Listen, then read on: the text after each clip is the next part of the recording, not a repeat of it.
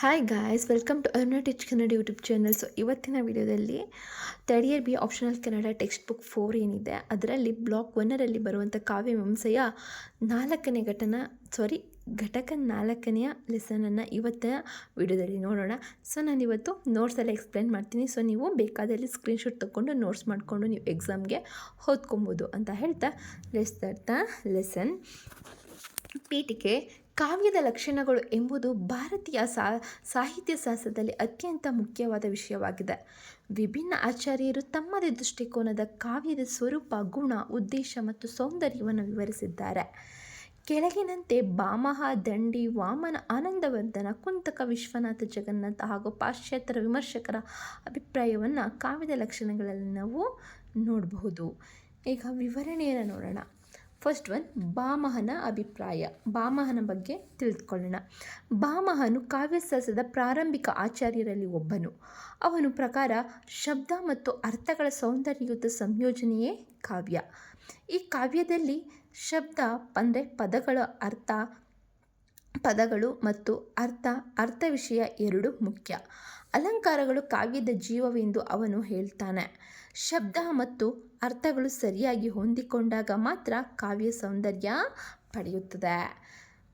ಅರ್ಥಾತ್ ಭಾಮನಿಗೆ ಅಲಂಕಾರ ಪ್ರಾಧಾನ್ಯ. Second one, ದಂಡಿಯ ಅಭಿಪ್ರಾಯ. ದಂಡಿ ತನ್ನ ಕಾವ್ಯ ದರ್ಶನದಲ್ಲಿ ಕಾವ್ಯವನ್ನು ವಿವರಿಸುತ್ತಾನೆ. ಹಾಗೆಯೇ ಕಾವ್ಯದಲ್ಲಿ ಶಬ್ದ ಮತ್ತು ಅರ್ಥಗಳ ಮಧುರ ಸಂಯೋಜನೆ ಮುಖ್ಯ. ಕಾವ್ಯದ ಸೌಂದರ್ಯಕ್ಕೆ ಗುಣಗಳು, ಮಾಧುರ್ಯ, ಓಜಸ್ಸು ಮುಖ್ಯ. ಅಲಂಕಾರಗಳು ಸಹ ಕಾವ್ಯವನ್ನು ಸುಂದರಗೊಳಿಸುತ್ತವೆ. ಹಾಗೆ ದಂಡಿಯ ಅಭಿಪ್ರಾಯದಲ್ಲಿ ಗುಣ ಪ್ರಾಧಾನ್ಯತೆ ಇದೆ. ನೆಕ್ಸ್ಟ್ ಥರ್ಡ್ ಒನ್, ವಾಮನನ ಅಭಿಪ್ರಾಯ. ವಾಮನನು ರೀತಿ ಶಾಸ್ತ್ರದ ಪ್ರತಿಪಾದಕನಾಗಿರ್ತಾನೆ. ಅವನ ಪ್ರಕಾರ ರೀತಿ ಶೈಲಿ ಕಾವ್ಯದ ಆತ್ಮವಾಗಿರುತ್ತೆ. ಶೈಲಿ, ಪದಗಳ ವಿನ್ಯಾಸ, ಭಾಷೆಯ ಸೊಗಸು ಮುಖ್ಯ. ವಿಭಿನ್ನ ರೀತಿಗಳು, ಗೌಡಿ, ವೈದರ್ಭಿ ಕಾವ್ಯದ ಸ್ವಭಾವವನ್ನು ನಿರ್ಧರಿಸುತ್ತದೆ. ವಾಮನನಿಗೆ ರೀತಿ ಪ್ರಧಾನತೆ. ಫೋರ್ತ್ ಒನ್, ಆನಂದವರ್ಧನ ಅಭಿಪ್ರಾಯ. ಆನಂದವರ್ಧನನು ಧ್ವನಿ ಸಿದ್ಧಾಂತವನ್ನು ಪ್ರತಿಪಾದಿಸುತ್ತಾನೆ. ಅವನ ಪ್ರಕಾರ ಧ್ವನಿ ಅರ್ಥದ ಸೂಕ್ಷ್ಮ ಸೂಚನೆ ಕಾವ್ಯದ ಆತ್ಮವಾಗಿದೆ. ಸ್ಪಷ್ಟ ಅರ್ಥಕ್ಕಿಂತ ಆಂತರಿಕ ಅರ್ಥ ಮುಖ್ಯ. ರಸೋದ್ಭವಕ್ಕೆ ಧ್ವನಿ ಕಾರಣವಾಗುತ್ತದೆ. ಹಾಗೆ ಇಲ್ಲಿ ಧ್ವನಿ ಪ್ರಧಾನತೆ ಕಾಣಿಸುತ್ತದೆ. ವ್ಯಂಗ್ಯವೇ ಕಾವ್ಯದ ಆತ್ಮವೇ ಎಂದು ಘೋಷಣೆ ಮಾಡಿದವನು ಆನಂದವರ್ಧನ. ಕುಂತಕನ ಅಭಿಪ್ರಾಯ. ಕುಂತಕನು ವಕ್ರೋಕ್ತಿ ಸಿದ್ಧಾಂತವನ್ನು ಪ್ರತಿಪಾದಿಸುತ್ತಾರೆ. ಯಾರು? ಕುಂತಕ. ಅವನ ಪ್ರಕಾರ ವಕ್ರತೆ ವೈಚಿತ್ರ್ಯಪೂರ್ಣ ಅಭಿವ್ಯಕ್ತಿ ಕಾವ್ಯದ ಜೀವವಾಗಿರುತ್ತೆ. ಸರಳವಾಗಿ ಹೇಳುವುದಕ್ಕಿಂತ ವಿಶಿಷ್ಟವಾಗಿ ಹೇಳುವುದು ಕಾವ್ಯ. ಭಾಷೆಯ ವೈಚಿತ್ರ್ಯ, ರೂಪಕ, ಉಪಮೇಯಗಳು ಮುಖ್ಯ. ಕುಂತಕನಿಗೆ ವಕ್ರೋಕ್ತಿ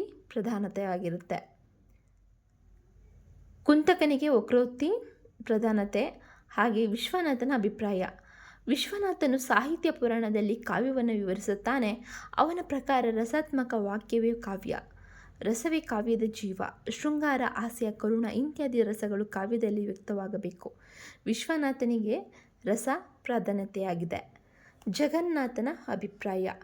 ಜಗನ್ನಾಥನು ತನ್ನ ರಸಗಂಗಾಧರದಲ್ಲಿ ಹೇಳುತ್ತಾನೆ, ಅಲಂಕೃತ ಶಬ್ದಾರ್ಥಗಳೇ ಕಾವ್ಯ. ರಸಾಲಂಕಾರ ಮತ್ತು ಶಬ್ದಗಳ ಸಮನ್ವಯ ಮುಖ್ಯ. ಕಾವ್ಯವು ಓದುಗರಲ್ಲಿ ಆನಂದವನ್ನು ಉಂಟು ಮಾಡಬೇಕು ಅಂತ. ಜಗನ್ನಾಥನಿಗೆ ಅಲಂಕಾರ ಮತ್ತು ರಸ ಸಂಯೋಜನೆ ಮುಖ್ಯವಾಗಿರುತ್ತೆ.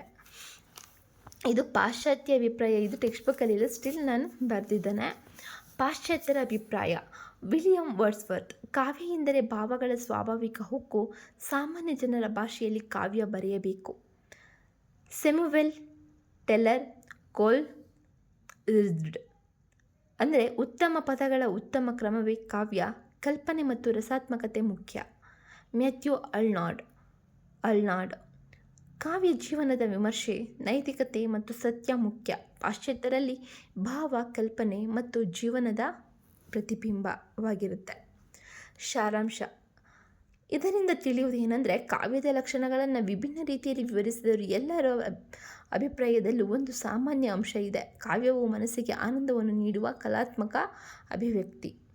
ಭಾಮಹನಿಗೆ ಅಲಂಕಾರ, ದಂಡಿಗೆ ಗುಣ, ಹಾಗೆ ವಾಮನಿಗೆ ರೀತಿ, ಆನಂದವರ್ಧನಿಗೆ ಧ್ವನಿ, ಹಾಗೆ ಕುಂತಕನಿಗೆ ವಕ್ರೋಕ್ತಿ, ಹಾಗೆ ವಿಶ್ವನಾಥನಿಗೆ ರಸ, ಜಗನ್ನಾಥನಿಗೆ ಅಲಂಕಾರ ಮತ್ತು ರಸ, ಹಾಗೆ ಪಾಶ್ಚಾತ್ಯರಿಗೆ ಭಾವ ಮತ್ತು ಕಲ್ಪನೆಯಾಗಿರುತ್ತೆ. ಆದ್ದರಿಂದ ಕಾವ್ಯವು ಶಬ್ದ, ಅರ್ಥ, ರಸ, ಅಲಂಕಾರ, ಧ್ವನಿ, ಶೈಲಿ ಇವುಗಳ ಸಮನ್ವಯದಿಂದ ಉಂಟಾಗುವ ಸುಂದರ ಕಾವ್ಯವಾಗಿರುತ್ತೆ. ಕಾವ್ಯ ಲಕ್ಷಣಗಳ ಘಟಕ ನಮಗೆ 4 ಏನು ನೋಡಿದ್ವಿ. ಇದರಲ್ಲಿ ನಿಮಗೆ ದಂಡಿಯವರ ಬಗ್ಗೆ ಅಂದರೆ 5 ಮಾರ್ಕ್ಸ್ಗೆ ಟಿಪ್ಪಣಿಯನ್ನು ಕೇಳುವಂಥದ್ದು, ಹಾಗೆ ಆನಂದವರ್ಧನನ ಬಗ್ಗೆ ಕೇಳ್ತಾರೆ. ಸೊ ಇಲ್ಲಿ ನೋಡ್ಬೋದು, ಇಲ್ಲಿ ಇಷ್ಟು ಒಂದು ವಿವರಣೆಯಾಗಿ ಇರುತ್ತೆ. ನಾನು ನಿಮಗೆ ಶಾರ್ಟಾಗಿ ನಿಮಗೆ ತಿಳಿಸಿದ್ದೇನೆ. ಸೊ ನೀವು ಎಕ್ಸಾಮ್ಗೆ ಟೆಕ್ಸ್ಟ್ ಬುಕ್ ಇದ್ದರೆ ನೀವು ಓದ್ಕೊಂಡು ಬರೀಬೋದು, ಅಥವಾ ಇವಾಗ ನಾನೇನು ನೋಟ್ಸ್ ನಿಮ್ಗೆ ತೋರಿಸಿದೆ ಅದನ್ನು ಸ್ಕ್ರೀನ್ಶಾಟ್ ತೊಗೊಂಡು ನೀವು ಅಷ್ಟನ್ನು ಬರೆದ್ರೂ ಕೂಡ ನಿಮಗೆ ಮಾರ್ಕ್ಸನ್ನು ಕೊಡ್ತಾರೆ. ಆಯಿತಾ? ನೀವು ಎಷ್ಟು ಬರೆದ್ರಿ ಅನ್ನೋದು ಮುಖ್ಯ ಅಲ್ಲ, ನೀವು ಏನು ಕ್ವಾಲಿಟಿಗಿಂತ ಕ್ವಾಂಟಿಟಿ ಮುಖ್ಯ ಅಂತಾರಲ್ವ ಸಮ್ಟೈಮ್ಸ್. ಹಾಗೆಯೇ ಎಕ್ಸಾಮಲ್ಲಿ ಕ್ವಾಲಿಟಿ ಅಂದರೆ ನೀವು ಎಷ್ಟು ಪೇಪರ್ಸ್ ಬರೆದಿದ್ದೀವಿ ಅನ್ನೋದಕ್ಕಿಂತ ಕ್ವಾಂಟಿಟಿ ಅಂದರೆ ನೀವು ಏನು ಬರೆದಿದ್ದೀರಾ ಅನ್ನೋದು ಇಂಪಾರ್ಟೆಂಟು. ಅರ್ಥ ಆಯಿತಾ? ಸೊ ಆನಂದವರ್ಧನ ಇವೆರಡು ಇಂಪಾರ್ಟೆಂಟ್ ಆಗಿರುತ್ತೆ. ಯಾವುದಾದ್ರೂ ಕೊಡ್ಬೋದು, ಇದೇ ಕೊಡ್ತಾರೆ ಅದೇ ಕೊಡ್ತಾರೆ ಅಂತ ಹೇಳೋಕ್ಕಾಗಲ್ಲ. ಒಟ್ಟಿನಲ್ಲಿ ಅವೆರಡು ಕೇಳಿದ್ದಾರೆ. ಸೊ ಅದಕ್ಕೆ ನಾನು ಅವೆರಡನೇ ಇಂಪಾರ್ಟೆಂಟ್ ಅಂತ ಹಾಕಿದ್ದೀನಿ. ಸೊ ಓದ್ಕೊಂಡಿರಿ, ಆಯಿತಾ? ಸೊ ಇದಾಗಿತ್ತು ಇವತ್ತಿನ ವಿಡಿಯೋ. ನಿಮಗೆ ಹೆಲ್ಪ್ಫುಲ್ ಅಂತ ಅನಿಸಿದ್ರೆ ಹಾಗೆ ಇನ್ನು ಹೆಚ್ಚಿನ ವೀಡಿಯೋಸ್ಗಾಗಿ ಸಬ್ಸ್ಕ್ರೈಬ್ ಮಾಡಿ, ಆಲ್ ನೋಟಿಫಿಕೇಷನ್ ಮೇಲೆ ಕ್ಲಿಕ್ ಮಾಡಿ ಅಂತ ಹೇಳ್ತಾ, ಹಾಗೆ ಸಬ್ಸ್ಕ್ರೈಬ್ ಮಾಡಿ, ಬೆಲ್ ಐಕಾನ್ ಕ್ಲಿಕ್ ಮಾಡಿ, ಆಲ್ ನೋಟಿಫಿಕೇಷನ್ ಮೇಲೆ ಕ್ಲಿಕ್ ಮಾಡಿ, ಹಾಗೆ ನಿಮ್ಗೆ ಇಷ್ಟ ಆದಲ್ಲಿ ಲೈಕ್ ಮಾಡಿ, ಇಲ್ಲಾಂದರೆ ಡಿಸ್ಲೈಕ್ ಮಾಡಿ, ಹಾಗೆ ನಿಮ್ಮ ಫ್ರೆಂಡ್ಸ್ಗೆ ಶೇರ್ ಮಾಡಿ, ಹಾಗೆ ನಿಮ್ಮ ಅನಿಸಿಕೆಗಳನ್ನ ಕಮೆಂಟ್ ಮೂಲಕ ತಿಳಿಸಿ ಅಂತ ಹೇಳ್ತಾ, see you the next video. Bye, take care.